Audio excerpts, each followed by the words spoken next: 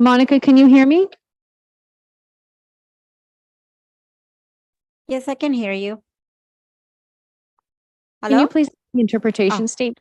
Of course. Thank you, Sarah. Buenas noches. En un momento se activará la función de interpretación de Zoom y todos deberán escoger su idioma de preferencia, inglés o español, incluso los presentadores y las personas bilingües. Por favor, haga clic en el globo ubicado en el panel de Zoom y seleccione su idioma. Muchas gracias por su cooperación. Good evening. The interpretation feature will be activated in a moment, and everyone in this call must select the language of preference, English or Spanish, including the presenters and bilingual people. Please click on the globe in the Zoom feature panel and select your language. Thank you very much for your cooperation.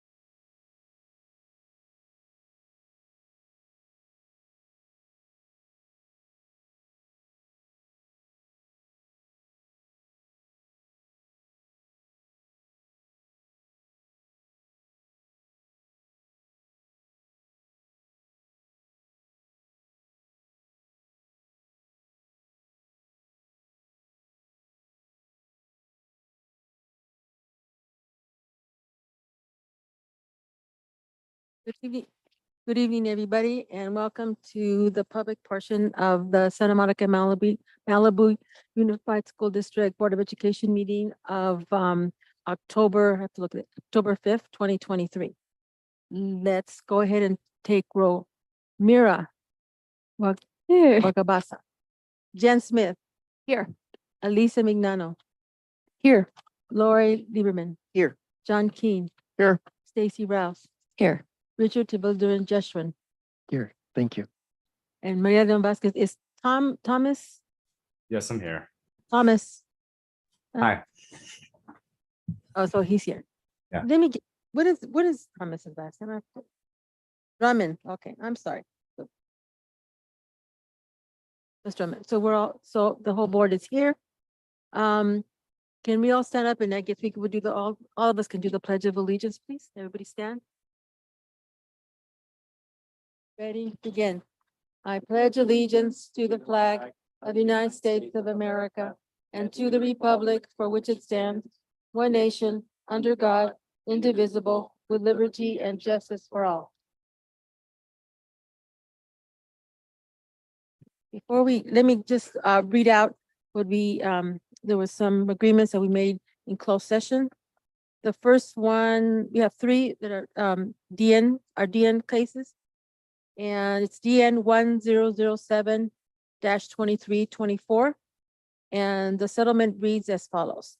District shall agree to keep student at home in general education with stay put services, including a para 3. Parent agrees to waive all claims regarding lack of progress. 3, district shall pay reasonable and compensable attorney's fees and costs in a total amount of $2,500. Moved by Jen, seconded by John, and it was a 7-0 vote on that. The next one, DN 1008-2324. The settlement reads as follows. As compensatory education only and not subject to stay put or part of an IEP, the district will reimburse parents for students' tuition at the current attending private school or another accredited private school privately provided between June 2022 and August 2024 in an amount not to exceed $46,000.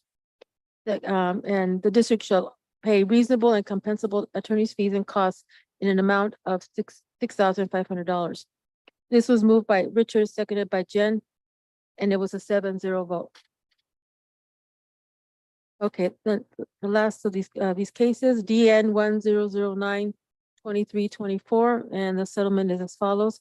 as compensatory education only and not subject to stay put or part of an IEP, the district will reimburse parents for students' costs of a private aid at a rate not to exceed $35 per hour, excluding holidays, weekends, vacations, or any other no calendar school day. If the district and parents find a mutually agreeable NPA for the student, the district agrees to contract directly with the NPA to provide service, and there was no attorney's fees on this case. Moved by Jen, seconded by Lori, and it was a 7-0 vote. Okay, I have two other items that we need to report. And this was reporting out regarding a dismissal of a classified employee. In closed session, the board took action to approve a settlement agreement and general release affecting the resignation, retirement of a certified employee of the district. And it was moved by Jen, seconded by Alicia, and it was a 7-0 vote on this one. Reported. Yeah. Really? Okay, I guess I have to be really into the microphone. Okay. Yes, okay. In closed session, the board took action to accept the superintendent's recommendation to immediately dismiss a permanent classified employee identified by number QE 2878515 pursuant to Education Code Sections 45302 and 45304 and Personnel Commission Rule 14.1 effective October 6, 2023, and directed the superintendent or designee to notify the Director of Classified Personnel of the board's action. Moved by Jen, seconded by Richard, and it was a 7-0 vote on this. So this is what we took care of in closed session. This is okay. Yeah, it's almost like I have to really get in here. I'm gonna eat this microphone. That's what's gonna happen. Okay. All right. So, can I get a motion to approve, the agenda? I will move it. Well, we do it right now after the agenda, right? Okay. And before we do, I have something I forgot. I'm sorry. We're going to move, before we approve the agenda, what is it? The report, the SEIU report, right after commendations, because he has something to say regarding the commendation on, the school security excellence award. So we're gonna move Chris Mock's, report right after that. So it'll be under D, it'll be the new D2. Right? So that's the change. Can I get a motion? Okay, I move that subject to that Okay, change. okay. Moved by Lori. Can I get a second? Seconded by Alicia. On this, we'll take a vote. Mira? Yes. Tom? Yes. Jen? Yes. Alicia? Yes. Lori? Yes. John? Yes. Stacy? Yes. Richard? Yes. And it's a yes by me too. So thank you. Okay, so we'll move on. Now I know. Okay, so no, I still need to be okay. So now we're gonna move to the board of our commendations and recognitions, and we have the 2023 California K-12 School Security Excellence Award that's gonna be presented.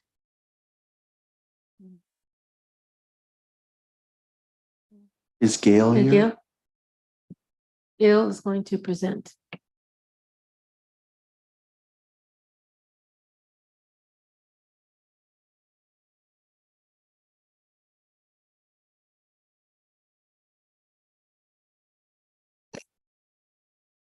Okay, Sarah, we have a guest, I believe, on Zoom. Jeff Kay. Thank you. Good evening, Board President, Vice President, Board members, Superintendent Dr. Shelton, Executive Cabinet, and guests. We would like to congratulate Mrs. Tara Brown. Tara, come on up. Join me up here. Mrs. Tara Brown, Director of Student Services, her department, and all SMMUSD campus security officers. All of you to come on up too, please. They have received this fantastic award called the 2023 California K-12 School Security Excellence Award, awarded by School Safety Operations Incorporated. As you are aware, our goal number 3 of our Local Control Accountability Plan, or LCAP, is all students and families engage in safe, well-maintained schools that are culturally responsive and conducive to 21st century learning.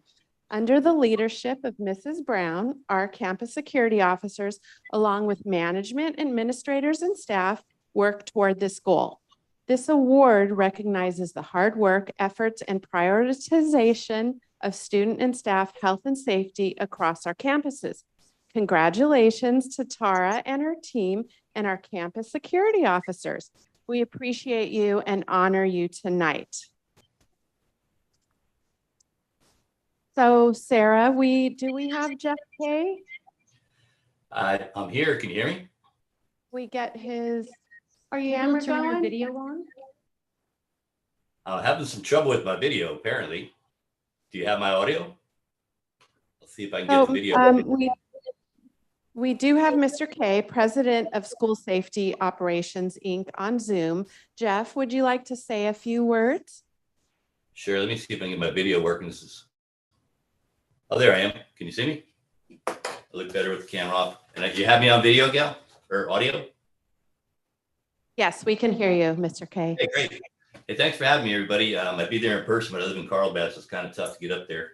My team works at K through 12 school districts throughout the U.S. and Canada. We've been doing this in school safety for since about 2007. Your district originally brought us in to do a hazard and vulnerability assessment of Santa Monica High School, SMOI, and do a time and motion study of security while we were doing it. That's when I first started working with your security folks.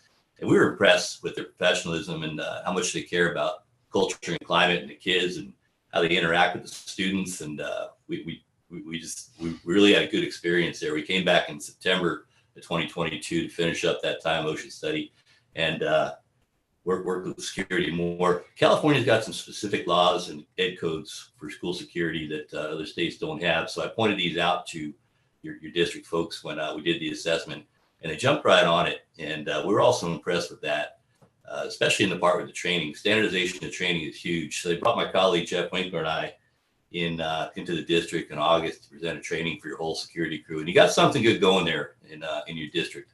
We don't see that kind of cohesion in a unit and professionalism, and everybody paid attention to the training. So that really impressed us too. So we just wanted to give a little token of our appreciation. We don't give these awards out too often. We call it a gatekeeper award, which is our gatekeeper logo. And we just wanted to show our appreciation to your crew and to your administration and to Ms. Brown, to Tara for what you're doing. We always have a long way to go in school safety. We're never where we should be, and we're looking forward to keeping that going and working with you in the future. But whatever you have going there, let's just keep it up, because it's better than we usually see in school security and school safety.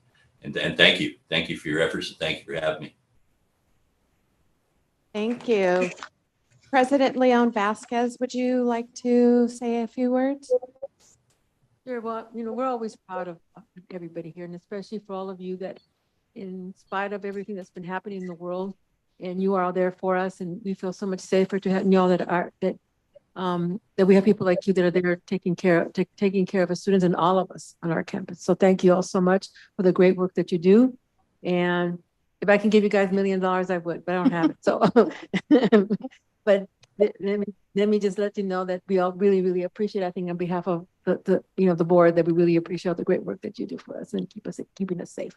So thank you. Thank you. And Tara, would you? We do have some of our amazing security officers in the room with us this evening, and we might also have a few on Zoom. I'd like the ones who are here with us to introduce themselves and where they work, just so you know who they are and what school site they serve.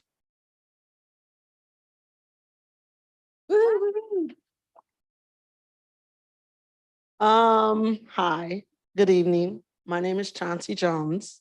I have dedicated 25 years of my life to Santa Monica-Malibu Unified School District, and I am a school security officer. Why are you smiling at me like that? At Santa Monica High School. But you are- With me, because they don't want to come to the mic, I'm gonna do what they asked me to do for once. And I'm going to introduce them. I have a great partner, Natalie Cornejo, Samo High. Another great partner here, Terry Wilson from Lincoln, now Samo High. And we have a newbie with us right here, new to the district, new to security, but doing a great job, and that's Chris Della Rosa. He's at Samo High. And we just want to say thank you, guys. Thank you for the honoring us, and to this fantastic lady right here, we thank you. We do. And we appreciate all the work that you've done to make us feel complete. Oh, thank you. Okay. No, I wanted to say one other thing. I'd just like to take this time to thank our Santa Monica-Malibu Campus Security Officer team for the support that they provide our staff, our students, our parents, and the community at large. The hard work, quick responses, vigilance, and dedication does not go unnoticed or unappreciated. In a world where security is paramount, our collective role and your collective role is invaluable. And your presence brings peace of mind, reassurance, and comfort to us all. So thank you for your service.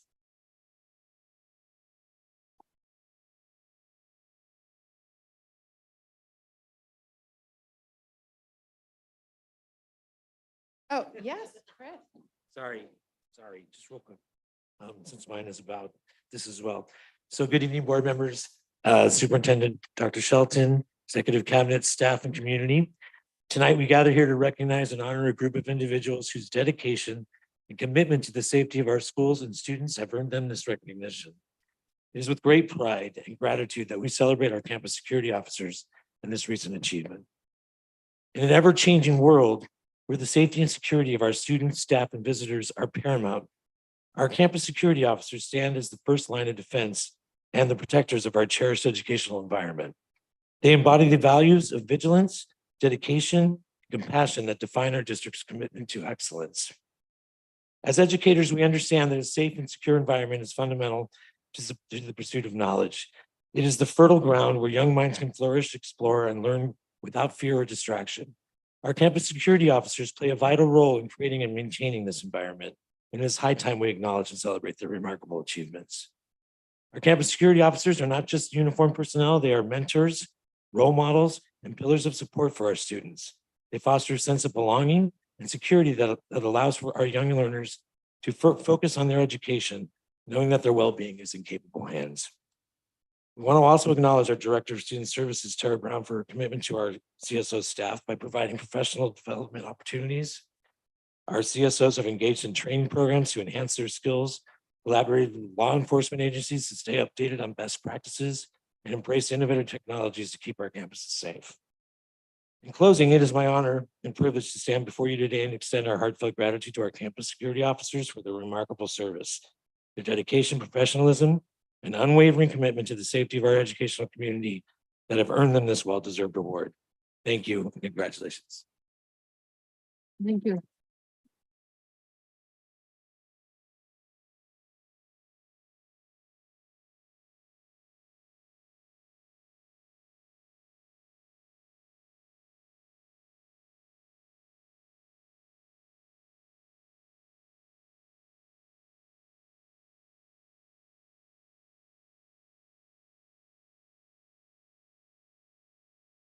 Jeff, if you can hear us, you're in the picture, so just so you know.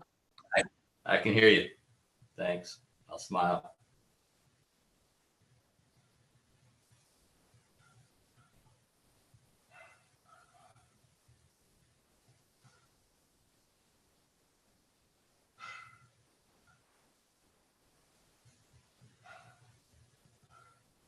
Thank you. Thanks, Mr. K.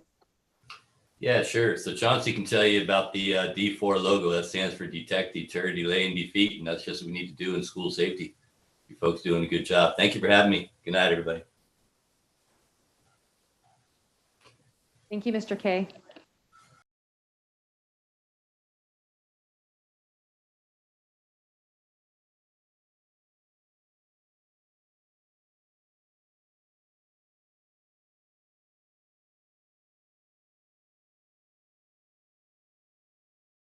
Thank you all.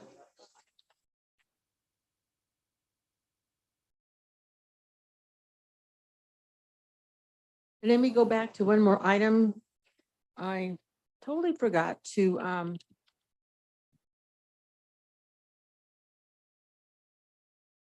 the minutes, to approve the minutes from September the 21st, 2023.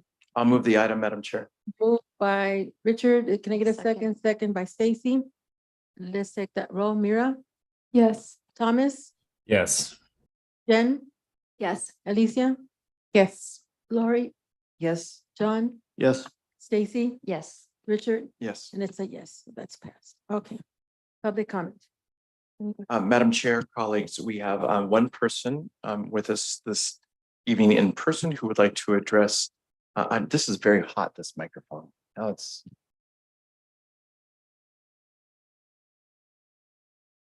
No, it's not. It's not my friend Sarah. Oh,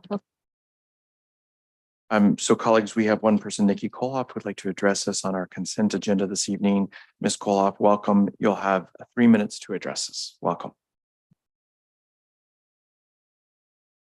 Also, as a reminder, you guys still haven't lifted, my time should not be starting. You haven't lifted this up yet so that people don't have to lean over to be heard. Thank you. Alrighty.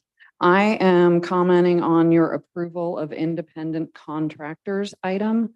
You are bringing in Wendy Wax-Gellis again as a fixer. I don't have any issue with Wendy. She's been a fixer for you guys as long as we have been in the district. But what you all need to be asking staff, instead of placing this as a consent item, you need to ask not only for your own knowledge, but for the benefit of the public, why are we bringing in a fixer again? We are missing all sorts of administrators because people are leaving. Do we have an iHouse principal or not? The people at Samo High deserve to know. Technically, the executive director of secondary is also vacant, though that position didn't do anything and cost us $600,000 in executive directors.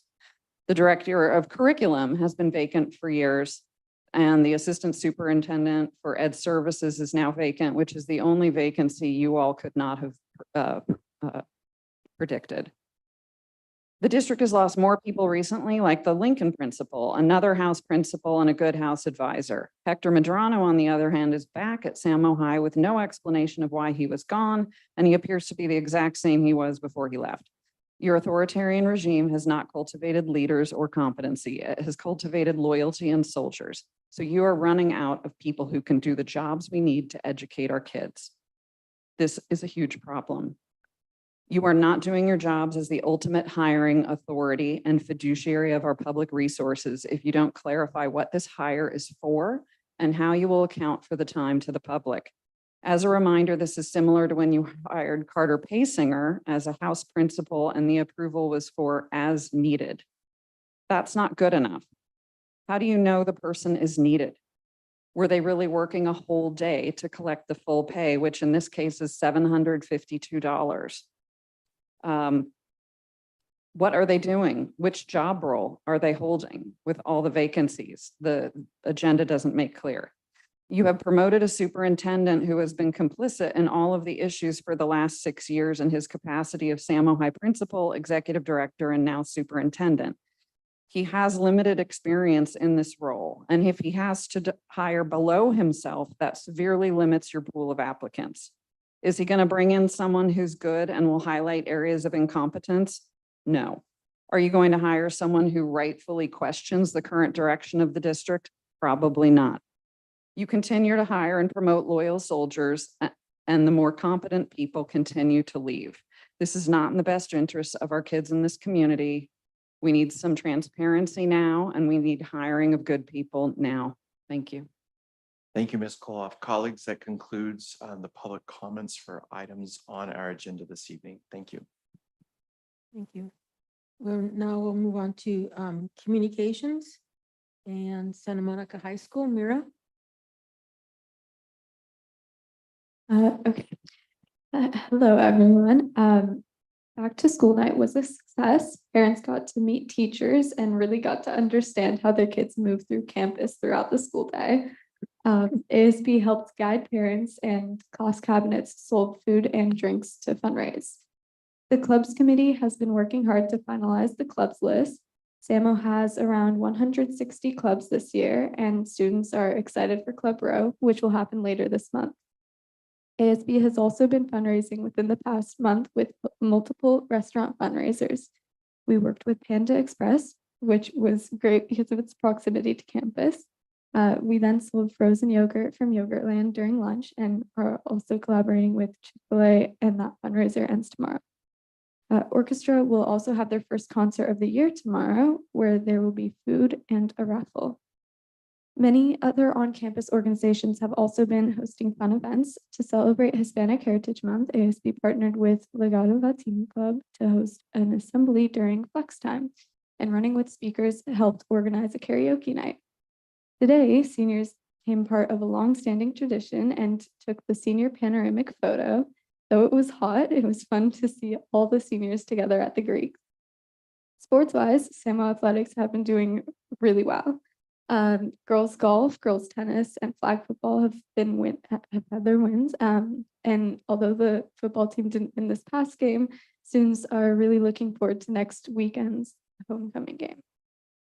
Homecoming events are arranged differently this year. The homecoming pep rally is tomorrow and the dance is on Saturday, serving as a kickoff for homecoming spirit days and the football game next week. These past couple weeks have been filled with homecoming proposals, which has been fun. ASB held a homecoming proposal contest and the winners received free tickets to the dance.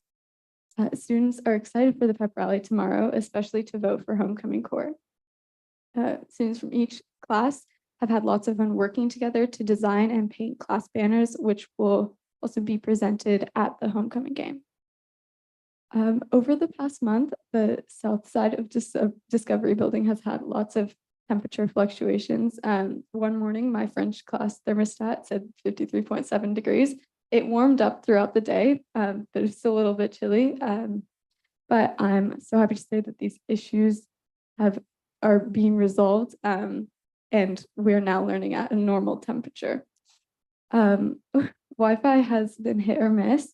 For some, it works fine, but for some students, it's been lagging a lot, so it's difficult to complete assignments. I'm not really sure what the next steps are for this issue, though, because the Wi-Fi does work for some people. Thanks. Thank you, Mira. And then I saw Dr. Shelton taking notes on things that need to get fixed. Okay, we'll get on it. All right. So Thomas, you're on. Hi. Hi. Hello, everyone. So for what we've been doing at the school the past 2 weeks, we had our homecoming game, homecoming dance, and we finished up our Spirit Week with the usual of the seniors winning the Spirit Week. And our homecoming game went very well, with our team winning 41-6. And some info on our dance, it went extremely well considering we had it at the school, and we ended up resulting in a profit margin of about $200 from the dance. And along with that, we have a blood drive coming up near the end of the month, which we are now starting to get people signed up for. And yeah, it should be going well. It's in cooperation with UCLA as usual. And a thing that ASB has been trying to do recently is bump up the numbers for having student participation in our sports. Since we have our senior days coming up or our senior nights for sports, including today, which is the senior night for volleyball. We have ASB members there cheering the teams on. We're making posters for them, making like little portraits of all the people on the teams to make sure they're all a little embarrassed, but that's just fun. And we're also working with the PDSA right now because we have our mindfulness week coming up very soon. And yeah, we're going to have a mindfulness week, and it's in having some things like we're going to have a sound bath for the students, some meditation, and even a yoga class that will be guided by one of the yoga professionals there. But besides that, we have a club day coming up near the end of the month as well, involving our multitude of clubs, where everyone's going to be getting their own food from whatever source they really feel like. We have popular ones of like Starbucks and boba places. and also puts like Jersey Mike's are in and out, which are usually big hits. But yeah, we mostly, it's just kind of a grace period right now, especially with after the Spirit Week and everything. But yeah, we also had a successful back to school night for the high school and middle school, with the high school, especially as ASB was selling baked goods for the people who, for the parents who were there. And we ended up making some money off of that. All right. Well, that's what we have so far. Thank you, Thomas. Sounds like you're having some fun over there. It's fantastic. Great. All right. Well, thank you. Let's move on now to SMMCTA, Claudia. Bautista Nichols. Hi, everyone. Oh, good evening, Dr. Shelton, Deputy Superintendent Kelly. I love saying that. Executive Cabinet, parents and students. Happy fall and happy National Latino, Latina, Latinx Heritage Month. I hope that you are all enjoying the many ways to celebrate the contributions of our Latino, Latinx community has made in Santa Monica at the many events at our schools and community. I am particularly looking forward to the Samo High's Latinx Heritage Month celebration on October 16th. That's a Monday, which is kind of weird, but whatever, at 6 p.m. in the student cafeteria. One of the new student clubs will be doing the famous Baile de la Piña, the dance of the pineapple, as a way to celebrate and honor their Oaxacan contributions to our community. This reminded me of the Guelaguetza in Oaxaca, which is of deep cultural importance for the indigenous people of the state of Oaxaca in Mexico. Throughout the celebration, the indigenous cultures of Oaxaca celebrate what their ancestors contributed to the Mexican culture. Many may not realize that the Oaxacan population is made up of many different indigenous cultures that speak their own languages, and that they are monolingual. And those that are bilingual, Spanish is their second language. So that's kind of interesting. And at the Guelaguetza, they all join together to exchange food, ideas, and of course, their dances. The new group at Samo High will be featured at the celebration on the 16th, and they will pay tribute to the dances and the native languages of Oaxaca. I am extremely excited to see that they have also invited other clubs in the community so that they can have a cultural exchange with them. What a wonderful opportunity to see what is good about our district. So I hope that you will be there, and I will see you there. On another note, I am also happy to report that at our September Representative Council meeting, our union's Representative Council meeting, our teachers voted to support Team Marine's climate literacy resolution. This resolution asks SMMUSD to support curriculum and best practices to prepare students to combat climate change, and asks for staff development for teachers to help them acquire a baseline of understanding about climate literacy, and for teachers to provide at least one lesson per semester on this topic. The passionate students of Team Marine provided many links with sample lessons and books that can be used in the classroom to support this work. Many of our teachers also supported them. We look forward to learning more about this initiative in the near future. And for a shameless plug, because one of the young women, Maya Williams, an immersion student, is being featured in a documentary that is entitled Common Ground, and it's in the movies now, where they are taking their message beyond our community. I am so proud of them. Maya Williams, yeah, it's playing in Santa Monica. Our union is also happy to see that you are passing a resolution in support of safe schools. I know that you are all passionate about that work. I also know that you believe in providing an environment where teaching and learning can flourish. That is why I was also glad to see that the new plans for Rogers Early Learning Center will not include glass walls. Yay! Our teachers are grateful that you heard our call for safety. I am hoping that as we move forward with plans for Roosevelt, Franklin, McKinley, Jams, Lincoln, and Samo High, we continue to have this resolution at the forefront of our decision making. We need to keep all of our schools safe for our children. On another focus at our sites, I want to thank you for directing us to work together to create some systemic changes to our work order system so that we can improve our school environment. I met with Glenn Infuso and the lovely Ana Flores at Maintenance and Operations this week. The reality is that School Dude, which is the system used, would probably work great for only one school.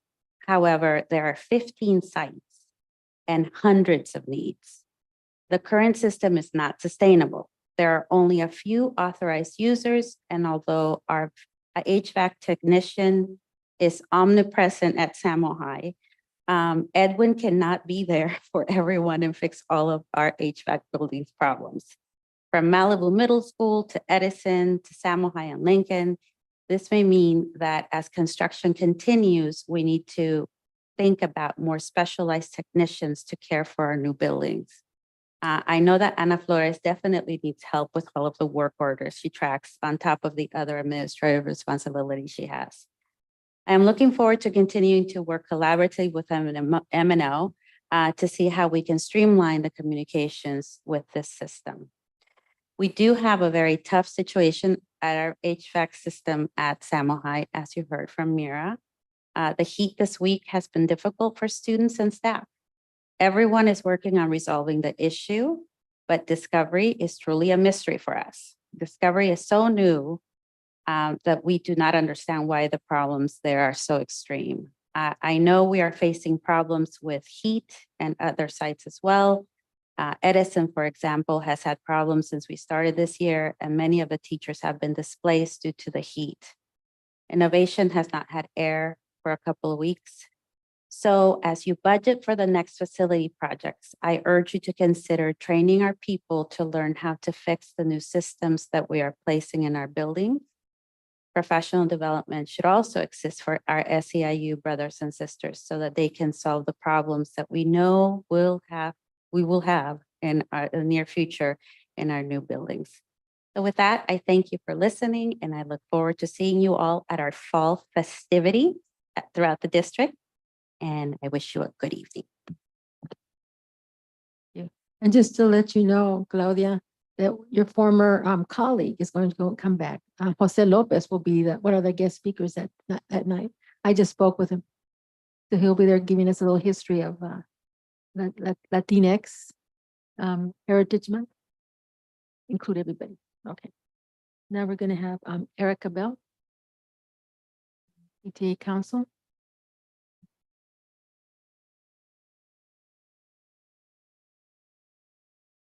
Good evening. Oh, can you hear? Oh, yes, you can. All right, we'll jump into some exciting events. Our Santa Monica schools are participating in the Bike It, Walk It competition this week.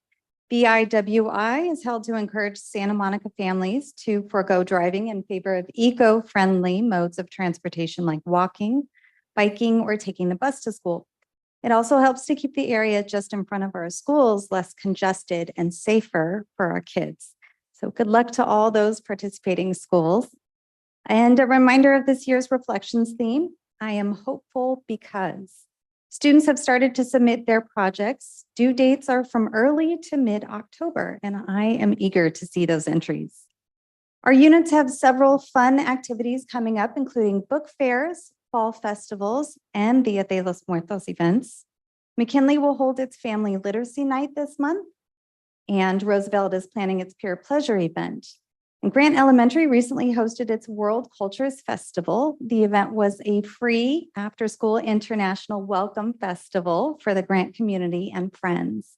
Attendees were treated to free food, performances, sports, arts and crafts, and the opportunity to learn about cultures from around the world. This weekend, our community will begin the Restorative Justice Level 1 training. I hope to see many of our parents and caregivers at the first of the two-day training this Saturday, October 7th, and again on Saturday, October 28th. A reminder that restorative practices not only benefit our students, but can benefit our entire community by providing parents and caregivers tools to handle conflict appropriately and strengthen interpersonal skills. A huge thank you to the district for providing this training. and to Tara Brown for coordinating and Rob Howard for leading the training. Our Malibu units and several of our Santa Monica units will focus much of this year's efforts on student mindfulness and mental health, technology and digital citizenship, and student engagement in the PTA.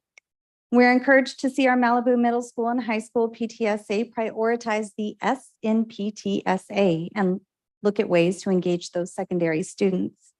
SMM PTA Council would like to support this effort across our secondary units and help empower students to get involved and add their voice to our PTAs. The more we hear from our students, the more appropriately targeted our efforts can be. SMM PTA Council would like to look into opportunities to further support student physical and mental health and community well-being, whether through parent presentations like our fentanyl awareness and distribution events, or supporting our units in creating budgets that support mental health events and activities. We will also continue discussions with school counselors, social workers, and other mental health staff at all levels to see how we can best advocate and support. The concern about screen time and social media misuse on the mental health of our children and youth continues to increase. Excuse me. We're encouraged by this board's important step in joining litigation to address the responsibility of social media companies. We plan to collaborate to bring presentations and more awareness to the issue. Julia Storm recently provided a screen time assembly to 3rd through 5th graders at Grant Elementary. A few of our PTA leaders are hoping to see the same at their schools. We hope that district leaders, parents, and caregivers will join us in efforts to protect our kids as we establish healthy online habits and behaviors. And as for other community concerns, our PTA Council will continue to advocate for a 7-period schedule that will give students the opportunity to take the needed courses to be competitive in college applications while continuing to take classes that keep them engaged and well-rounded. And as you all know, SMM PTA Council Exec Board was made aware of concerns about the change from MERV 13 filters down to MERV 8 or 11 in our schools over the summer. We're encouraged by the district administration's willingness to meet and discuss these concerns with PTA Council and concerned parents and staffs. We would like to acknowledge that SMM USD Board of Education and district administration has acted in ways that they feel best serves our district and its constituents. We also believe the concerns are valid and would like to continue discussions and do what we can to assist and support efforts to address these concerns. Our PTA Council continues to partner with LA versus Hate, a community-centered system that aims to address the normalization of hate and inspire people to stand up to it, build understanding about what constitutes a hate act and how to report it, as well as support individuals and communities as they heal from the trauma of hate. LA versus Hate encourages all in LA County to report hate when you see it. While a crime should be reported to the police, a hate act, such as hate graffiti, can be reported by calling 211.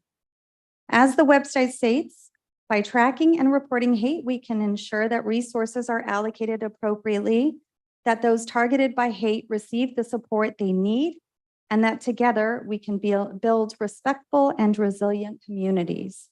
We hope to provide training to our leaders about the program, local statistics on hate acts in our cities, the difference between a hate crime and an act of hate, and ways to resist and report.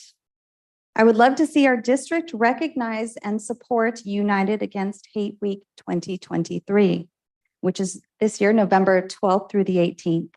Let's continue to create cities that are safe and welcoming for all our children and families. As a reminder, PTA is the oldest and largest child advocacy association in America.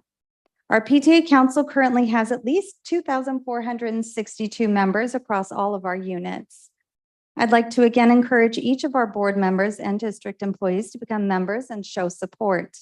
We invite all who support our mission to advocate for all Santa Monica and Malibu students, and we look forward to continuing this important work together. Good evening. Have a great night. Thank you. Thank you so much. All right, we'll move on to Superintendent. Good evening, everyone. First of all, I wanted to say thank you so much, Erica, for the World Cultures Festival.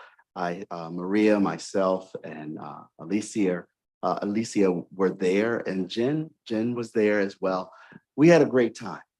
It was great to be around the students and participate in this opportunity to just celebrate the cultures that exist within our school community. And also, you mentioned same things that you mentioned, I'm mentioning tonight as well. I'll skip over one of them, but October is Bike It, Walk It, Bus It month. And one of the greatest things about this opportunity is that we all can participate. One of the young ladies at Smash walks up to me and says, I don't know who you are, but I want to invite you to Bike It, Walk It with us. She's standing about 3 feet tall and she's explaining to me why. And so it gave me an opportunity yesterday. I rode my electric bike, yes, my 5.5 miles away here. And it was just such a reflective opportunity for anyone that gets to get on that bike and come to work with a clear mind. So it's awesome how our students can remind us from 0 to whatever age, the importance of being a participant in the activities that exist within our school district. Also, I wanted to remind everyone that a celebration of life for our Assistant Superintendent, Dr. Mora, is planned for Saturday, October 14th at 10 a.m. There will be a mass and followed by an 11 a.m. reception at St. Monica's.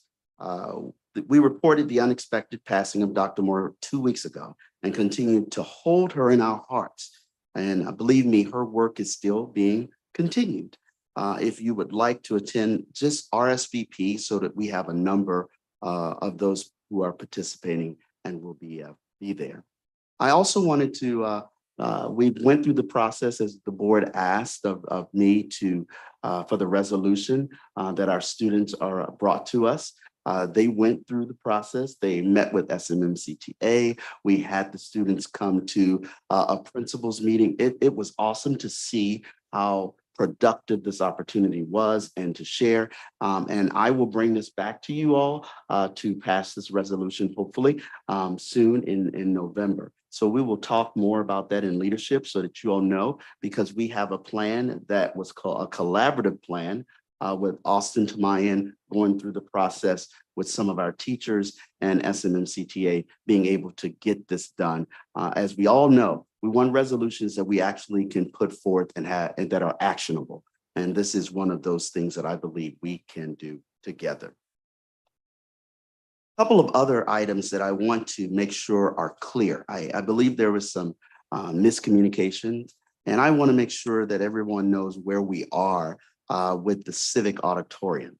The Santa Monica-Malibu Unified School District continues to be interested in purchasing and rehabilitating the Santa Monica Civic Auditorium, currently owned by the city of Santa Monica. The district has a sound plan to revitalize the civic and multi-purpose or multi-use performance event facility that respects its historic and community significance.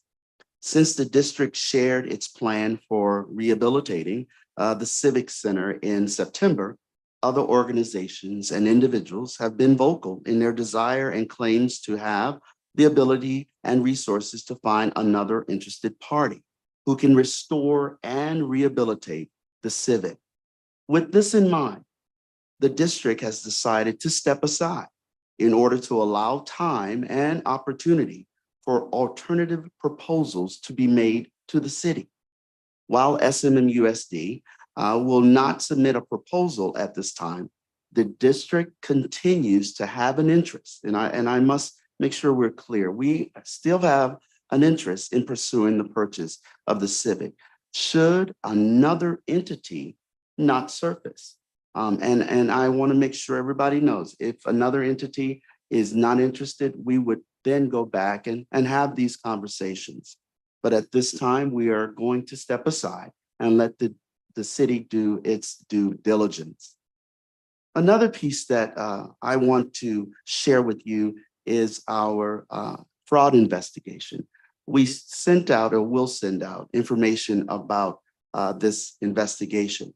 The Santa Monica-Malibu Unified School District has been involved in an investigation of a $2.9 million fraudulent transaction involving construction funds that was first discovered in late August of this year.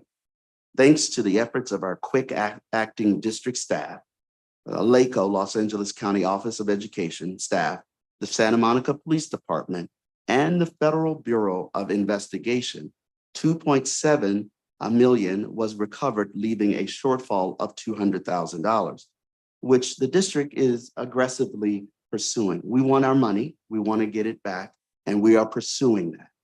The district has not made a prior public comment regarding the incident to avoid interfering with ongoing investigations and the recovery of the monetary shortfall. While the investigation have not concluded and efforts are still underway to recover the shortfall, given the duration of time since the incident, the district believes it's appropriate to share the details of the incident with you.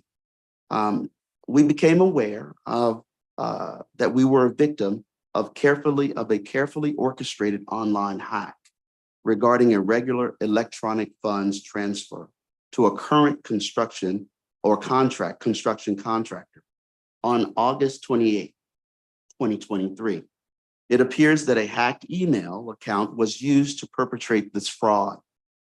The SMMUSD Technology Department determined that an SMMUSD email account was not the source of the hack. The district has made a demand of the company whose email appears to have been compromised to reimburse the district for the remainder, $200,000. The special agent assigned to the case commended the staff for uncovering the fraud and acting as quickly as we did. SMMUSD continues to use all means available to pursue the shortfall. We want our money back. The fiscal, purchasing, and facility improvement departments have completed a review of our procedures. An extensive safeguard have been implemented to prevent this type of incident from occurring in the future. We do appreciate the quick efforts of our staff and all law enforcement officials involved who supported the outcome, the positive outcome. And we still know that we have some money to get from those who did commit a crime against us. That's my report for this evening. I want to remind everybody there is homecoming coming. You remember the excitement that Malibu had mentioned, and we need to do the same thing for Mira at Samo High. I think they have a dance on Saturday. So if you want, I know Murray probably needs some chaperones. So board members, if you want to go and, as the kids would say, turn up a little bit, you can come over to Samo High and turn up and serve some water to the kids and be reminded of what it was like back in way back in the day for John. But just so you all know. I promised mine I would not come. Well, so now for anybody who doesn't, the dance is Saturday, right? Okay. Those that want to go take a leg there, go ahead. And take care of the kid, shake a leg. I know, that sounds you. Okay, well, thank you, Superintendent. And now going on to consent items. Can I get a motion to move the consent items? Moved by Richard, seconded by Lori. Let's take that vote. Mira, Yes. Thomas? Thomas, he might have going while he's doing his homework. Jen, Yes. Alicia, Yes. Lori, Yes. John, Yes. Stacy, Yes. Richard, Yes. and I'm an abstention. on this one. Okay. We move on to the discussion item. We're considering the revising of board policy and regulations. 6173, education for homeless children. Who is going to present that? Oh, Tara. Tara's going to present that one. I know we're going to be doing a lot of revisions of board policies, just to bring them up to date. It's been a while since some of us, and I think we were going to do the committee. Was it Alicia and Stacy? That were, are you two going to be on the subcommittee, and Richard to do the policy revisions? Okay. All right. So you're officially in, the three of you, so. So it depends on what areas, I guess, the board policies are where, different people, different staff is going to present it depending upon the area where they fall under. Okay.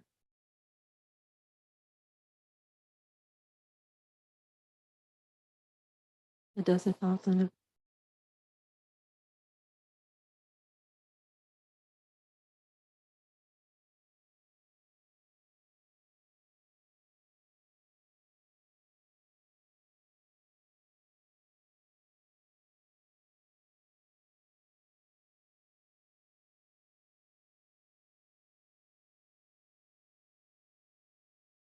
Okay. Good evening. Superintendent Shelton, President Maria Leon Vasquez, John Keane, Lori Lieberman, Alicia Menano, Stacy Rouse, and Jim Smith, and Deputy Superintendent Dr. Kelly, and Senior Cabinet. Thank you so much for the opportunity to present to you this evening. We would like to consider doing some revisions of board policy and AR 6173, which is education for homeless children. Oh, Richard is also here. Oh, Richard, I'm sorry. I didn't mean to leave you out. I never would do that. I apologize. Okay, for some reason, I can't get my slide in the slideshow mode. I don't know why.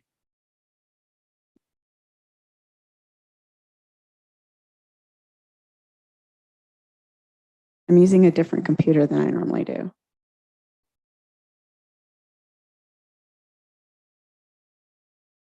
It's hidden. There we go. Thank you. Okay, so why do we need to revise this policy? We recently had a PM monitoring audit, and they identified that this board policy was extremely out of date and needed to be updated as soon as possible. So we wanted to update it to align it with the updates from CSBA policy manual. So the first revision that's recommended is that in the BP, we replace the term homeless student with the term student experiencing homelessness. It's just a better way to phrase it. And also all references to students are now made gender neutral. So that's something that we're wanting to do in our board policies going forward. Okay, so in the BP, one of the revisions is that we want to make sure the LCAP goals include goals and specific actions to improve student achievement and include provisions for students experiencing homelessness. So our district policies need to be reviewed once every 3 years to ensure the removal of barriers to the education of homeless students and unaccompanied youth. We want to make sure that our policies include identification, enrollment, retention of students. All of that needs to be addressed in our policy and is now addressed in this policy. Also in this policy, we specify that we need a designated homeless liaison to assist in identifying and supporting students. We've always had an identified homeless liaison. That's the Director of Student Services. That's me. However, now it's in the policy that we need to have one, but we've always had one. So a lot of this we've already been doing in practice. It just hasn't been in our policy. I wanted to clarify that a lot of this is already practice. Annually provide and administer a housing questionnaire to students in their language and use the data to report to CDE the number of students experiencing homelessness. Again, this is something we already do, but it's in our policy now. The district liaison, me, my contact information needs to be in the policy. Now, the way we did it in the policies, we put Director of Student Services. We didn't necessarily put my name but we put the Director of Student Services and the contact information for the Director of Student Services. We didn't necessarily put my name because that way it doesn't have to be person specific, it's role specific, if that makes sense. Students experiencing homelessness also cannot be segregated into a separate school program based on their status and cannot be stigmatized in any way, and we don't do that now. We need to collaborate with local social services, agencies, and other agencies and entities to provide services to students experiencing homelessness. And we need to connect them with transitional housing facilities as necessary. We do currently do that. We work with St. John's a lot for many of these services.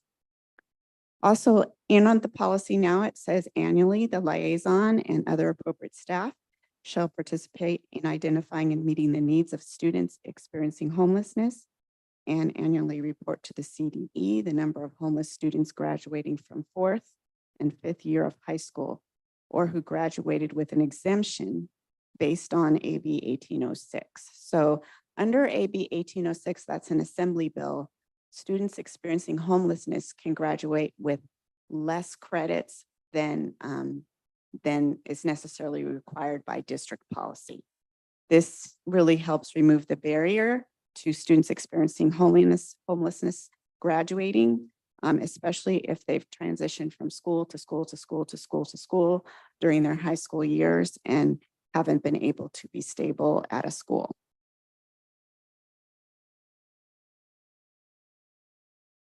We also did some revisions to the AR.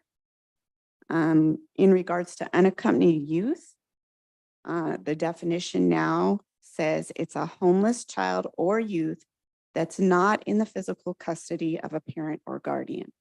Again, when we've had unaccompanied youth in the past, we have always given them the same rights as students experiencing homelessness. We always give immediate enrollment, no need for records and records of immunizations right away. We get all of that as but they are immediately enrolled.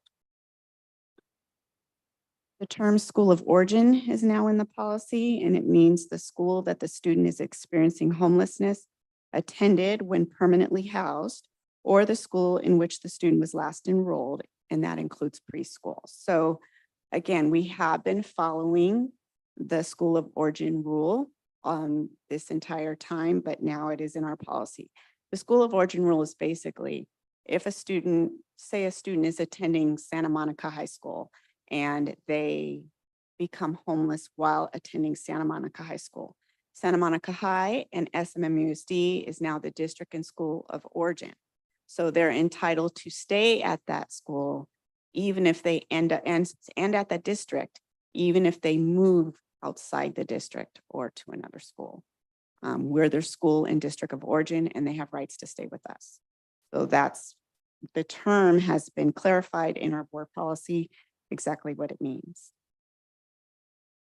Also in the board policy now, we have to put that in determining the liaison determining what is the best placement for a student experiencing homelessness, I have to consider their best interest. I do that now, but it's in our policy.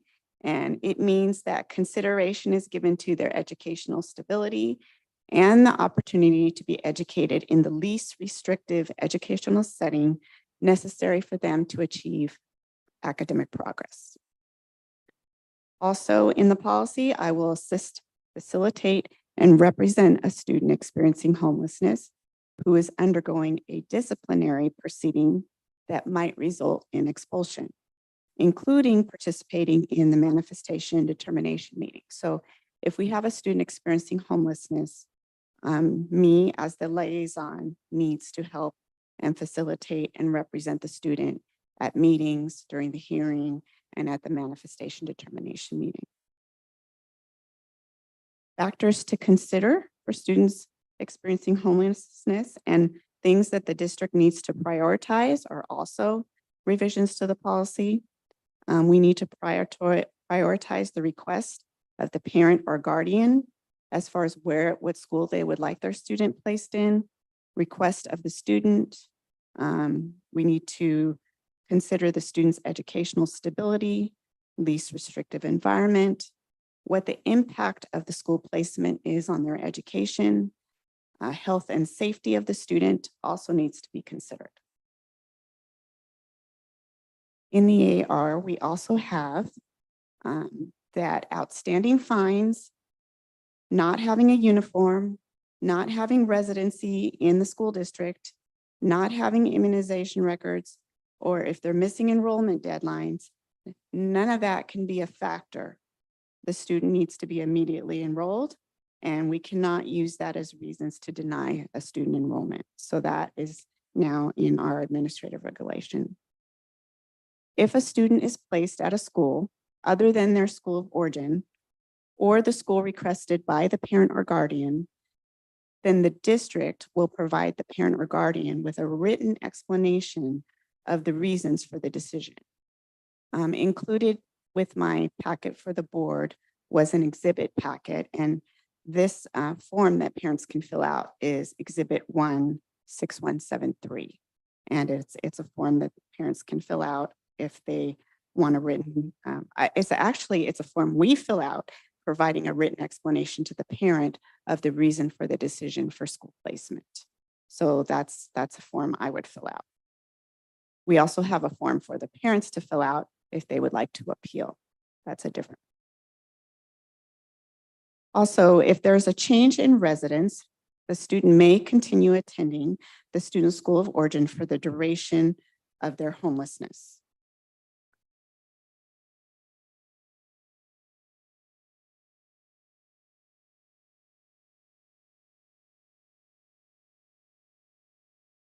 Okay, if a dispute comes up in regards to whether a student is with homelessness is eligible for consideration or priorities given to a student experiencing homelessness, then, or if a dispute arises in regards to school selection or enrollment, then the parent can file a dispute and they can use enrollment form E2 in the exhibit packet. And this shall be provided to the parent with a written explanation of any decision related to eligibility, school selection, or enrollment, and their right to appeal the decision to the superintendent. And then if after they appeal the decision to the superintendent, if they still want to further appeal, then they may appeal to the LA County Office of Education, which is LACO. Also, we address transportation in the policy as well. The district must provide transportation for students experiencing homelessness. We have to provide it to and from the student school of origin as long as they are experiencing homelessness within SMMUSD's boundaries. If the student moves outside the boundaries, then the district liaison must collaborate with the new district where the student is residing to agree upon a method to apportion the responsibility and costs of the transportation. Once a student secures permanent housing, then once the student secures permanent housing, the district is not obligated to provide transportation to students continuing to attend their school of origin. So basically, this means that while a student is experiencing homelessness within our school district, if they need transportation help, I need to provide that for them. If they become permanently housed and it's in another school district, then I need to collaborate with the new school district to help provide transportation for that student back to the school in Santa Monica if they would like to stay in Santa Monica-Malibu School District. So either way, we're providing the transportation, but if they're outside the district, then I'm collaborating with the student services director in the new district to help provide transportation. We work on it together. Okay, in regards to credits for students experiencing homelessness, the district, we need to accept and issue both full and partial credit for coursework that the student has completed while attending another public school, a juvenile court school, a charter school, a non-public school, or a school in another country other than the United States. A student experiencing homelessness who has completed the second year of high school and transfers into the district, then we can offer the student an exemption. And this is what I was talking about earlier under AB 1806. And this is basically they're exempted from all district established coursework and other district established graduation requirements. Within 30 days of the student transferring, the school must inform the parent or guardian if the student is eligible for an exemption to graduate with a reduced credit requirement. This exemption cannot be revoked, and even if the student transfers to another school, students experiencing homelessness are also eligible to stay in high school a fifth year in order to complete their graduation requirements. So if they need to stay in school an extra year in order to complete graduation requirements, they're eligible to do that, and that's now in our revised AR. Student experiencing homelessness who enroll in any district school can have access to extracurricular activities. So that's also addressed in our new AR as extracurricular activities. They're available to all students, and they need to be available to students, including the students experiencing homelessness. Again, we can't discriminate, we can't segregate, we can't stigmatize. This is also including, but not limited to, interscholastic sports administered by CIF. As far as posting the rights of students, information regarding ed rights of students experiencing homelessness need to be included in the uniform complaint procedures. They're outlined in the district annual notification handbook provided to parents. So every year my office puts out an annual notification handbook. We did it again this year. And so in any that I do going forward, as we've done in the past, I need to make sure that rights of students experiencing homelessness are included in that document. Any complaint that the district has not complied with requirements regarding to the education of students experiencing homelessness may be filed in accordance with the district's uniform complaint procedures. And information regarding the district homeless liaison, again, that must be posted on the district website and on the school websites. And we do have that information currently on our district website. We also have resources on our district website for students experiencing homelessness. We have my contact information, so that's all already there.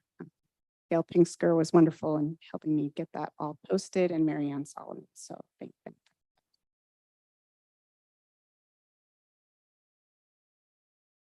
Okay, we did revisions to Exhibit 1. Again, that's in the exhibit packet. We have a district explanation document for the enrollment decision. I mentioned that earlier. And we also have to put the factors that the district considered in determining what school that we're placing a student experiencing homelessness in. We have any other options that we considered that we have to put on that document, any factors relevant to the district's decision, and information on how to make an appeal if they're not happy with the placement, and contact information for the district, county, and state liaison. So the changes are coming forward. We're doing discussion tonight and come forward for changes on the 19th. And also changes to the AR and exhibits will come forward on the 19th as well. Any questions? Lori? Do we know how many students we have who are currently experiencing homelessness? I can get that information to you, but it's under, it's under 70. Okay. And I guess this is a question and a comment at the same time. You, in your report, said that many of these things we were already doing, but some of them represent changes, although a lot of it seems to be in how we name things and some of that. But so my question really goes to, do people besides you, do the staff who implement all the pieces of this know what the policy and the AR says, and is there a plan for sharing that to the extent they don't? Yes. So I do meet and train different groups in the district. One of them is our office enrollment assistants. So we will, when the next meeting, I will go through our changes with them and the different documents that are in the exhibit packet and make sure it's very clear in regards to the rules for enrolling students experiencing homelessness. I also meet with co-administrators who, another name is an assistant principals, and I will go through it with them. And I meet with the counselors. I will also go through it with them. So those are three main groups that deal with our students experiencing homelessness that need to know all our policies and procedures. And I will be doing that as soon as this is all solidified and approved. I have a quick question. I imagine that you would actually have to go through the same regulation anybody would, but how does special education fit in with homelessness in these sense? It seems like it would be something very hard to track, very hard to find past records, maybe, so what, is it paid, not is it paid attention to, but how does it get attention? So if a student experiencing homelessness enrolls and they're a student that has special education services, again, we would immediately enroll them. If they have a copy of their IEP, we would ask them for it. If they don't have a copy of it, we would try and obtain it from their last school. Also, we have a system called SACE. We might be able to look it up on there. I also have a system that's available to me through the county where I can get records for homeless students experiencing homelessness. And so I would look on that system as well to see what records I could get from that system, to see if the IEP was on there, their immunization records, all of that I could forward to the school. So we would do our best to get all the information that we could as soon as we could so that we could get the student in the least restrictive environment and the appropriate placement for the student and the services that they need as soon as possible. Is that what you were asking? I think so, but also that maybe some students coming through obviously you're determining a lot of factors in their lives that might present educational barriers, and how I would imagine that maybe it takes them being placed for a teacher to acknowledge or to be able to assess in that way, but also with their special circumstances. Yes, and if anything brought to our attention, we would immediately try and address. We do have, again, we work very closely with St. Joseph Center for certain things, clothing, food, shelter. If they need counseling, we have that available at all of our schools, high schools, elementary schools. So we would just try and address whatever needs that arise as soon as possible. Mhm. I have a question. This is regarding the unaccompanied youth. And if you can expand on that, because we talked about students experiencing homelessness, and then we talk about unaccompanied youth, and that's a completely different experience. And so if you could expand on. So the reason that unaccompanied youth was included here is to make sure that any students who are unaccompanied youth receive the same priority treatment that we would give to students experiencing homelessness, which means we're removing the barriers, any barriers they have in enrolling in school and getting an education. So if they're an unaccompanied youth, we're enrolling them. They are in, we're not asking, where's your records? Where's your, where's your proof of residency? Where's your immunizations? We're not asking all of that right away. It doesn't mean we don't need it, but we're not going to keep them from enrolling in school without it. So we're removing that barrier. We're not saying an unaccompanied youth is the same as a student experiencing homelessness, but we want to give them the same treatment as far as removing the barriers. Does that make sense? Yes. Okay. That makes sense. Thank you. And then I have another question. You talked about permanent housing. I know that for students experiencing homelessness, what is permanent housing? What is that So- defined as? If a student is in a situation where they don't have a permanent place to live, and then say they're working with an agency and at some point they do receive a permanent place to live, permanent housing, where they're not going from house to house to house, and the shelter that they're staying in is not temporary, it's permanent, they're going to stay there. Well, if they're here in Santa Monica, Malibu, and then maybe they receive permanent housing in Los Angeles, what the policy is saying is that they're allowed to stay with us if they would like to stay with us, even though they are permanently now staying in Los Angeles. Thank you. Uh-huh.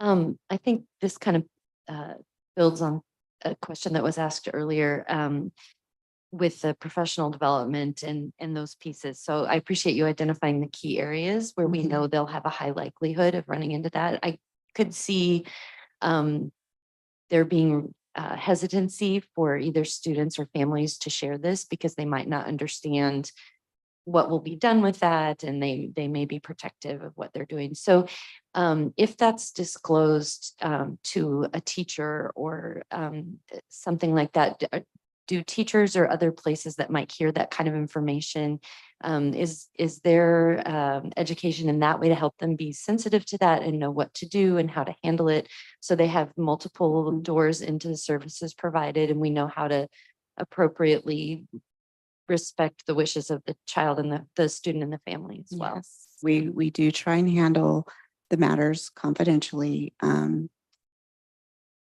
Students' status as far as their homelessness is not something that is common information. It's a need to know. So if you need to know, then an administrator might need to know, or a counselor might need to know, or the teachers might need to know. If a student reveals something to a teacher that somebody else doesn't know and needs to know, then the teacher can share that with the counselor or the administrator to help bring the appropriate people into the situation to handle whatever concerns are going on. Because we want to make sure that the student feels safe, that they feel comfortable, that they feel engaged in the educational environment, and that they're happy. And so whoever needs to be brought into that conversation to make that happen is brought into the conversation. When a student enrolls in school, they do receive a form. Any student enrolls in school, they receive a form that they can fill out if they are experiencing homelessness. But sometimes people don't feel comfortable filling that out. And so the information might come to us from another way. Like you said, like maybe a student might talk to a teacher, or they might talk to a counselor. So we follow up from that piece where we get the information and go from there. But we try to keep the information circle close. We don't tell more people than need to know.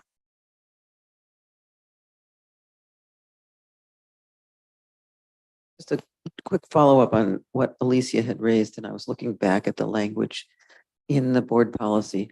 We don't need to do it here, but I think when you bring this back, I would suggest changing the title in some way, because there's different ways to do it, to include unaccompanied youth, because then anyone needing to know knows that that's included in there. Because the way it reads, this may be with OICSBA, whatever they call it, so what? They should change theirs too, because if this is the board policy that references both students experiencing homelessness, which is maybe what the title should say even, and unaccompanied youth, and they are in fact, they are different categories. They could overlap, but they might not. Sometimes think an it just should be unaccompanied youth clear. could be Yeah, that's what I'm homeless saying. as well. They might have a double situation, but Right. like you said, and like Miss Alicia said, there are two different categories. As far as the title, I think it comes from. I'm sure it comes from CSBA, but we don't have to keep that. And if this, you're going to tell me we do? No, we don't. We have changed the language that they give us all the time. So to change a title, I have emailed CSBA's they have an email address you can communicate with them with on policies. And we have said, oh, we need to update or add a policy that might be specific to SMMUSD. And so it's number blah, blah, blah, 0.11. We would like to add it. And they will tell us that's not available. We're going to assign you this and we're going to name it that. And I'm like, no, that's not what we're looking for. And they are, we can request it, but I would like to ask that we look into it because I feel that if board policies are worth anything, they need to tell people where they can find what they're looking for. And if you don't tell them that in the title, how people don't need to read every policy we have here to, if they are, for instance, an unaccompanied youth, how in the world would they know to look here? So I just think we should find, obviously, if we can't do it, we can't do it, but I'd like to request that we consider that. We will ask. Thank you. And just to, let me just clarify, because I think we have a timeline on when we need to approve this because of the federal thing. And so that's, I don't know how quickly we can do that. But just, I know in the past, we did actually, some of our policies are not strictly CSBA. Some of them we've actually created ourselves. We've written them. But I don't know if, then again, whether we've kept their titles, but we just rewrote the policy that would fit our district better. Dr. Kelly, do you remember we've done that before? Yeah, we've had policies that were unique to Santa Monica Malibu. So we can do that. I think we probably can change it. I think what we're referencing and what Ms. Warnbrock is talking about is how these things get cataloged in the systems and comparability. But I think there's probably a way to do it. Well, so we can probably get an answer to that before it would come back on the 19th. Okay, great. Thank you. All right. Any other questions? Okay, well, thank you. So I'll come back, hopefully with some changes or not. We'll see. We'll look into that. Thank you. Thank you, Tara. Okay, thank you for your so much. time. Oh, no, thank you. This is great. I learned a lot of stuff today. on this issue. We're now going to major action items, resolution adopting resolution 2324 in support of Safe School Month.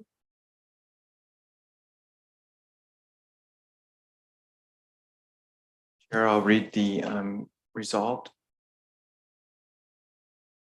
Therefore be it resolved that Santa Monica-Malibu Unified School District holds regular drills and prescribed in both school site and district emergency plans, and that said plans involve all school district personnel, local law enforcement, fire and medical rescue personnel, emergency management personnel, and others essential to preventing, mitigating, or resolving any potential crises. Be it further resolved that Santa Monica-Malibu Unified School District reviews school site discipline rules and procedures to ensure they are appropriately enforced, and that student/parent handbooks explaining codes of conduct, unacceptable behavior, and disciplinary consequences are given to all students, parents, and caregivers. Be it further resolved that the Santa Monica-Malibu Unified School District will continue to work with a broad spectrum of local community partners, law enforcement, mental health professionals, parents, students, teachers, and staff to take any threats of violence seriously and to develop, implement, and monitor policies and programs that foster and support a positive school climate free from harassment and violence.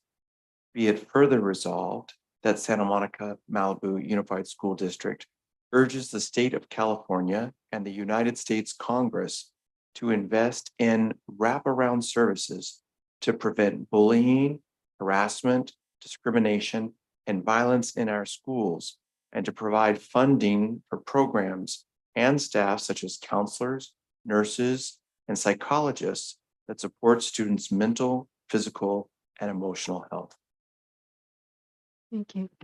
Can I get a motion to move it? Oh. Sure. Yes. Yeah. I have a. No, we're just gonna move it right now, then we can go into discussion. Okay, perfect. So can I get a motion to move by Stacy, seconded by Lori, okay, we can now go into discussion. Go ahead. So my question in this is about the very first paragraph where it talks about everyone involved with the drills.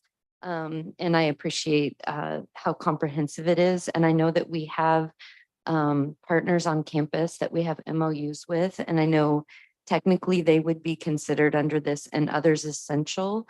I just want to make sure that the resolution is mirrored in practice, because we've had isolated incidents in the past where they maybe haven't gotten the same information. So just making sure that that communication goes both directions, because it's just essential. We want good partnership. We strive toward that. So just want to make sure that MOU people are on our mind when we enact.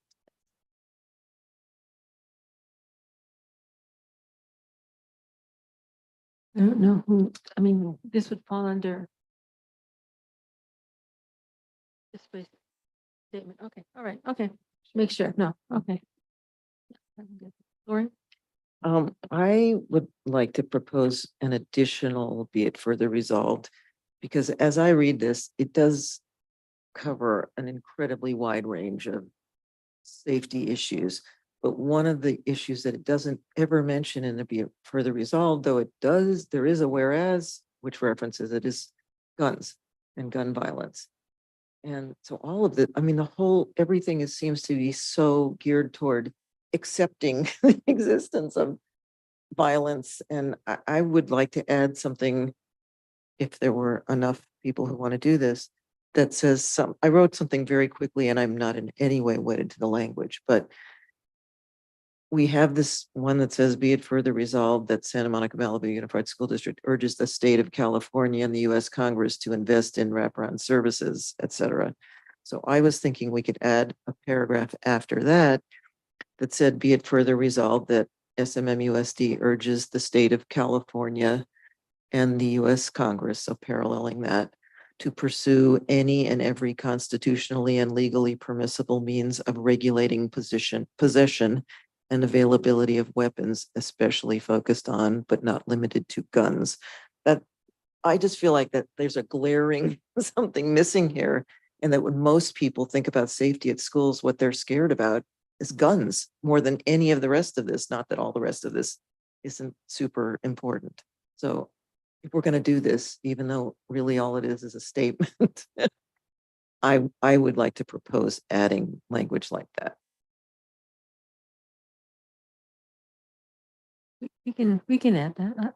I don't think there's anything wrong with it.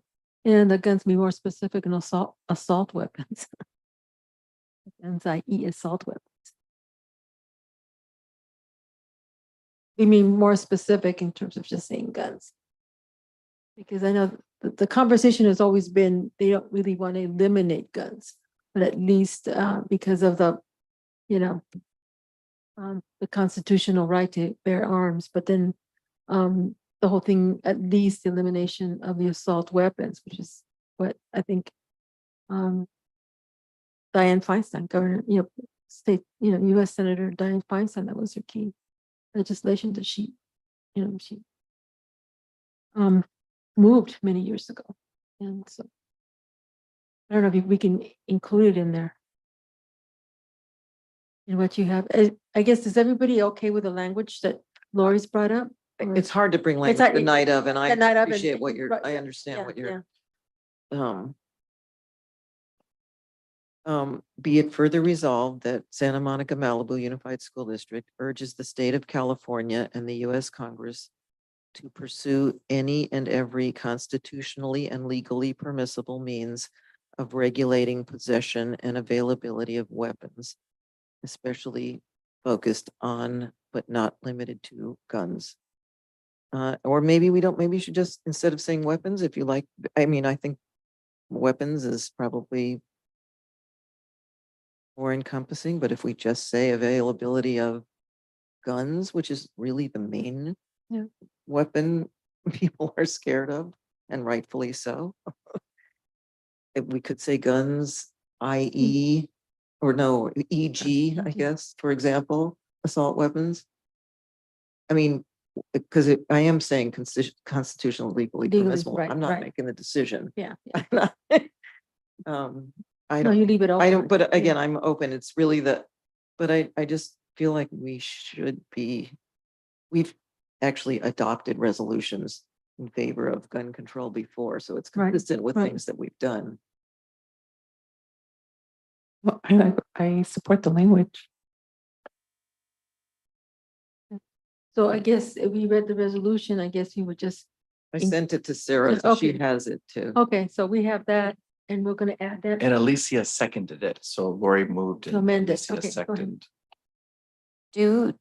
Sorry, Lori, you were making me think, do we need an amendment? Is it clear enough for the language of what I was speaking about earlier with other partners? Because we do specifically list a wide range of things and we don't, I would think it would be something like after all school district personnel approved educational partner providers. Something like that, that specifically, because we have people on our campuses working with our kids that are not in this category, that are regular, that would be part of these plans. You are looking at therefore be it resolved on The second to Exactly. the, Hold regular drills in both school site and district emergency plans, and that said plans involve all school district personnel, local law enforcement, and goes on to list. So I would think maybe after school district personnel to add in approved educational partner providers. Madam Chair, may I suggest that since it is the month of October and we do have another meeting, that this be then postponed and brought back? Talking about, we Right, shouldn't be doing this from the dais, I think, in my view. I mean,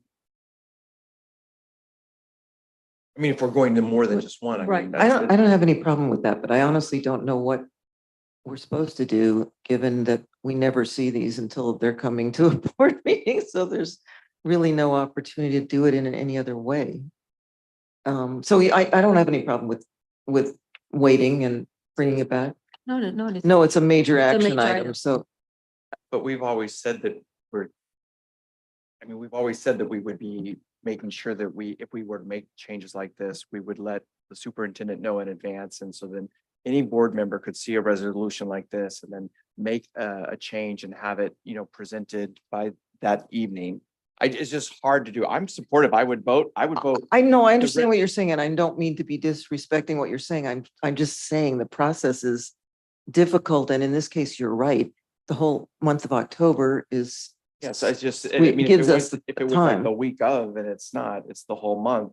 And if it was, in my view, I would just say if it's adding the one further resolve that you mentioned, I'm ready to vote for that tonight. But then if we start opening up other pieces and the whereas, I just don't think it's wise to do that if we're going to reopen the entire resolution.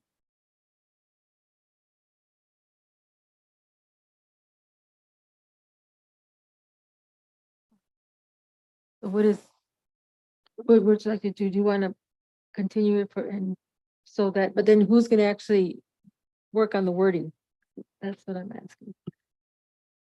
So. Okay. And Stacy, can you send, okay. Sorry, I should have said that into here. I mean, I sent Sarah the language I was proposing, so you guys in leadership can take that and do what you will. Can do that. And with I'll do the the same. superintendent. All right, great. And I've And you noted can what work- to do for next time with a resolution if something comes. If up, something so comes thank up, if you to raise it to you can bring it up to the superintendent before. So that we're ready to take this on. Okay, so we'll bring this back on the next board meeting. All right, so now we're going back to the next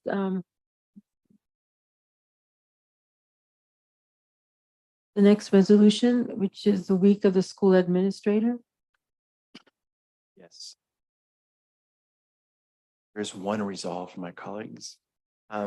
Be it resolved by the governing board of the Santa Monica-Malibu Unified School District that all administrative school leaders in the Santa Monica-Malibu Unified School District be commended for the contributions they make to student achievement, the commitment to the overall well-being of students, and their impact on the communities they serve. Therefore, the board declares the week of October 8th through the 14th, week of the school administrator in the Santa Monica-Malibu Unified School District.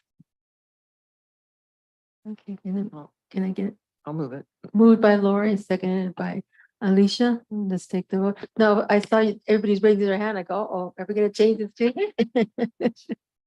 Okay, Jen, Yes. Alicia, Yes. Lori, Yes. John, Yes. Stacy, Yes. Richard, and it's a yes by me too. Yes, okay. Go to the next one. Oh, this is the annual public hearing and adoption resolution 23, which is the efficiency of instructional materials and the Williams Settlement instructional material. I think everybody saw the actual report as information item 1. And everything was good. I I'll think move to open the hearing, Madam Chair.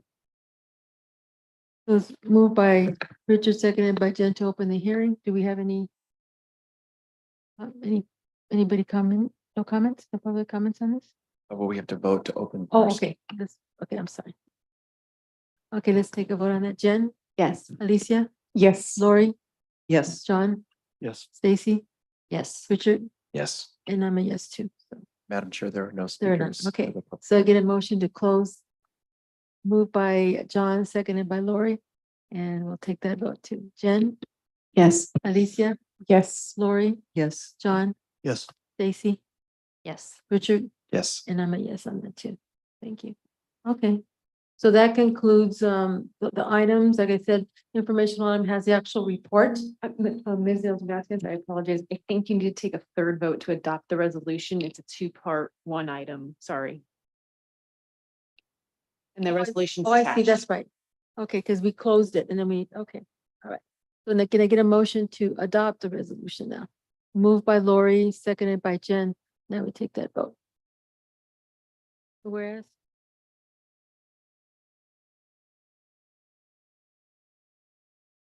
Jen, Yes. Alicia, Yes. Lori, Yes. John, Yes. Stacy, Yes. Richard, yes. and I'm a yes. Okay. Actual resolution passes. Like I said, information item 1 has a report. We have the next general public comments. Yes, Madam Chair, colleagues, we have 3 people who'd like to address us this evening. Requests have been made to address items not on our agenda. As is our practice, we'll first go to the speakers who are here with us in person this evening. That'll be first speaker Nikki Kolhoff, second will be Lydia Marraro, and then we have 1 speaker in the Zoom world tonight. That's Wendy Dembo. Welcome back, Ms. Kolhoff. You'll have 3 minutes to address the Board of Education. As a point of order first, the way you avoid discussing something from the dais is to appropriately bring it as a discussion item first. That's when you get to talk about it. I know you guys all know that. Okay, speaking of student safety, soccer is still a problem. So much administrative time is being spent on CYA efforts and propping up the coach because the admin views the one thing that would fix this, hiring a new coach, as an admission of failure. Your staff continues to put their own egos above the kids' well-being. As you recall, a petition by 126 players and parents was submitted in April. The request was simple, a community meeting. Yet to this day, we have not received a response from the San Mohai admin, the district admin, or any of you on the school board. Individual meetings were offered over the summer with 2 days' notice. There was no acknowledgement of the petition, and the families would be outnumbered by the administration present with no record, just like the last 2 years. This obviously wasn't a sincere effort to get to the bottom of anything. A group meeting with the admin was the least offensive thing the team could have possibly asked for, and you still couldn't do it. The students wanted the support of their teammates so they would feel safe telling their collective story. The students also didn't want to meet with the admin without their parents because they wanted witnesses to their complaints. We all wanted accountability, but if you allowed a community meeting to take place, then the complaints would become real. And you couldn't hide anymore, Dr. Shelton. So once again, you plugged your ears and closed your eyes. I requested a copy of SMMUSD's investigation protocols last year, and nobody has provided those. The coaching job was never publicly posted, so your staff didn't even try to find a better coach. However, the coach's WhatsApp access was removed because of abusive texts. Several parents have documented screenshots of his abusive speech toward players. Of course, the district received many complaints about that, but they were ignored, belittled, or called, quote, without merit or need for intervention. So why the change to use remind if everything was so okay? Players have been quitting, including those you already heard from in this room. They're no longer on the team because you failed to help them. The only communications from the coach this year are obviously drafted by admin and make bizarre exculpatory statements such as, we will not encourage your son to transition from one club to another, when kids reported he did exactly that and there are texts to prove it. Another example, we encourage as many athletes as possible to participate in more sports, but he cut people, and where are those apologies? The district just can't admit it made a mistake. Therefore, instead of fixing the thing, it just covers things up. They've spent so much time and effort in denial that they are incapable of acknowledging the violations and the harm caused to the students. They refuse to validate the students' pain. Restorative practices apparently do not apply to harm caused by district staff. Thank you, Ms. Kolhoff. Our next public speaker is Lydia Moraro. Welcome, Ms. Moraro. You have 3 minutes to address the Board of Education. Good evening. So I'd like to bring your attention tonight to the certificated personnel election and separation from the last board meeting of September 7. And on page 3, as I emailed you, I was going to refer to the ISP expenses to run the ISP program and the evaluation of these packets. On 5 teachers at the middle school level, we are spending 300 hours per teachers to the tune of $60 an hour plus benefits, for a total of $90,000 plus benefits, to inspect packets of kids that are not even educated in physical education in our district. That's 1,500 hours on children that do not attend the school for physical education. What are we doing? We got 3 of these teachers at JAMS. Last year, we had 80 students in ISP at JAMS. That's 900 hours spent on these packets. What are we doing? This is crazy.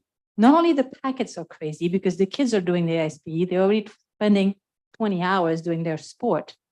But on top of that, they have to go and clown around somebody for 300 hours because they have to show that they can also juggle in addition to fence or climb or do other stuff. I'll note here that there is also just one Malibu teacher that's getting this money.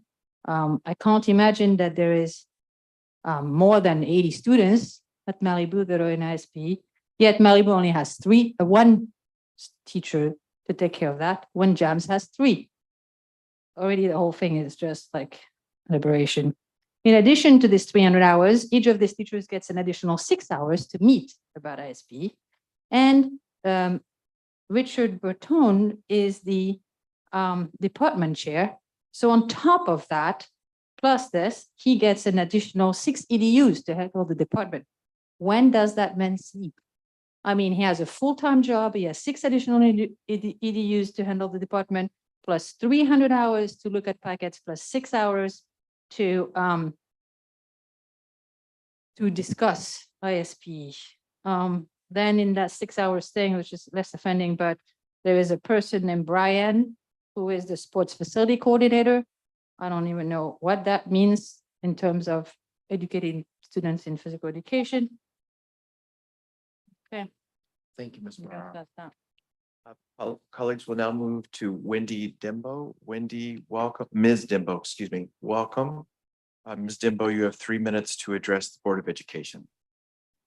Hello, board and Dr. Shelton.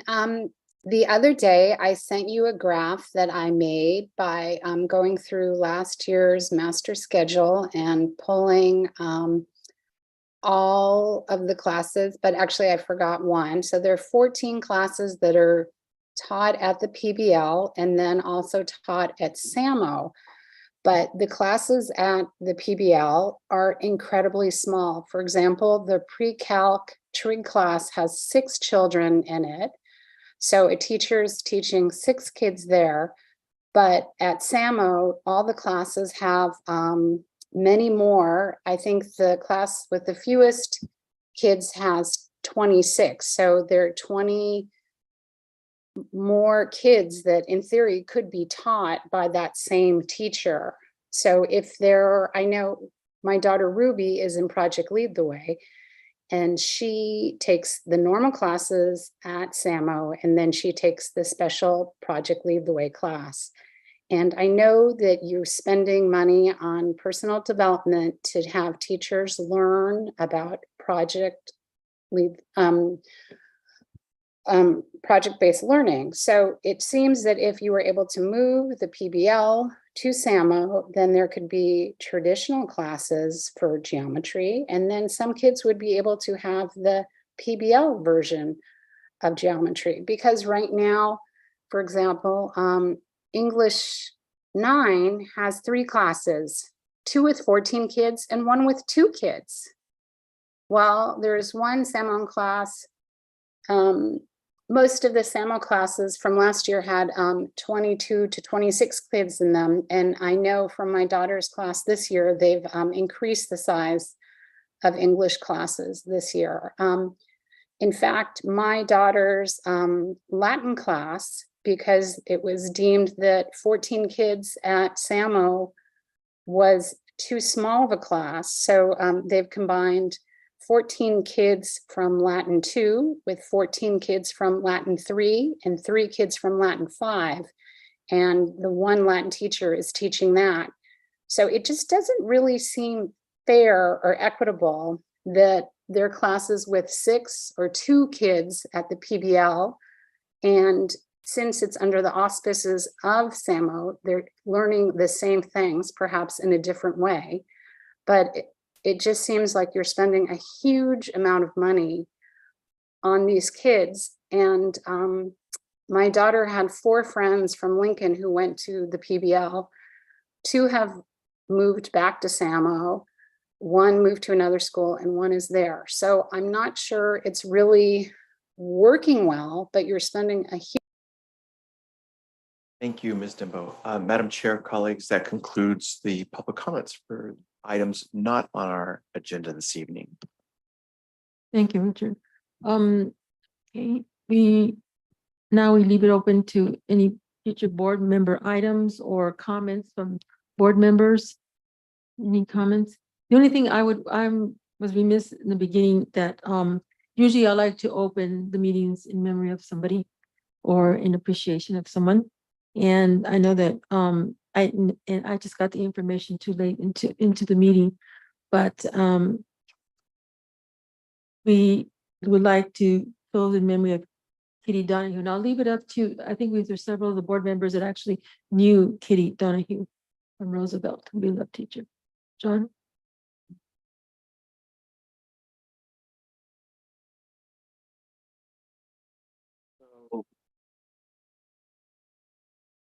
I think the last time we as board members saw Kitty Donahoe, who was a second, and I believe did some looping in 3rd grade teacher at Roosevelt for the past 35 years. We saw her at our retirement ceremony where we recognize all of our employees. She was in just wonderful spirits and was really excited about the next stage in her life where she had released a book that she had published. And unfortunately found out within 48 hours of that meeting that of her diagnosis. And while she fought bravely, she did succumb to that a few weeks ago. I'll just share a little bit about Kitty. I did not know that I would be speaking on this tonight, but I do have a story that I want to share. So Kitty has been married for the past, I'd say 15 years to a lovely man named Homi, who was our technology consultant at Roosevelt. And we were switching to our smartboard technology, our smartboard rollout. And I had the pleasure of taking Homi to all the classes to figure out where the smartboards would go and take a look. And we walked into Kitty's class while she was teaching. And if looks could kill, we would have withered right there for the audacity of us walking into her classroom. And then she saw the handsome man that I was with, and she kind of mellowed out a little bit and then found every excuse in the book to ask for tech support. And she and Homie were inseparable after that. And it's one of those crazy things that you can't believe it, but just serendipitous. And they were together and for up until the end. I want to just share the impact of Kitty now at Roosevelt. If you swing by, a lot of the students, we talked about there's the unfortunate situation where the classes got a little larger for third grade. But one of the benefits of that is those students who lost their teacher the year before now are with their friends and teachers who are helping them. So if you go, her door is covered with Post-its. It started with the class from last year, and now it's extended to any kid, any student at Roosevelt or students that graduated from Roosevelt who are coming back to put a Post-it note up. And it reminds me of, I don't want to get religious, but I'll share a philosophy that I think is important for educators everywhere. And it's about how people judge legacy. And in the Jewish religion, you are judged, according to this philosophy, you're judged 3 times. You're judged on Yom Kippur, which we just had, Day of Atonement. You're judged upon your passing. And then, even though the third one, it's not realistic, you're judged at the resurrection. And the theory of that is you can't judge the impact of a human's life within their lifespan. That it takes decades, centuries, millennia to see the impact of a single person. And when I think back to the number of children who Kitty educated over 35 years in this community, her legacy will be felt as long as there is a community in Santa Monica. And I think that is why what you do, Dr. Shelton, and what Dr. Kelly and Melody and Gail and Tara Brown and whoever else is here, Dr. Williamson, Harry, you're here to pass that legacy to a community. And I know that Kitty's memory will be a blessing for this community. So thank you, Kitty, for what you gave to this town, your students, and we miss you dearly. Thank you. I can just add one thing too. Some of us received an email from one of Kitty's former families, and I just wanted to read it without saying the person. Kitty, she was the most influential and loving teacher in the entirety of my kids' lives thus far. She was one of my favorite human beings on the planet. She was a truly benevolent person who shared her light and passion with everyone. We will miss her. And we forgot Julie in that one too, because you're part of this family. So I guess we include all the educators. Well, I didn't actually have the, Go ahead. Jen. The privilege of having to know Kitty all that well, but Dr. Shelton, you told us a story that I thought was remarkable and just lovely, and I just wondered if you wanted to share it. Yeah, it was the coolest thing, John. Thank you so much for sharing that. It was the coolest thing. I just so happened I had some time and I ran over to Roosevelt to see how everybody was doing. And I walk out of the office and the admin assistant greets with a hug like elementary does. And one of the teachers, I forgot his name, Ostrom, Mike walks up. Mike is pretty awesome. Mike says, I know this is 5th grade, but this is the strangest thing that just happened. He said, we read her book about the firefly. And he said, as soon as the kids, they were into it and they left the room.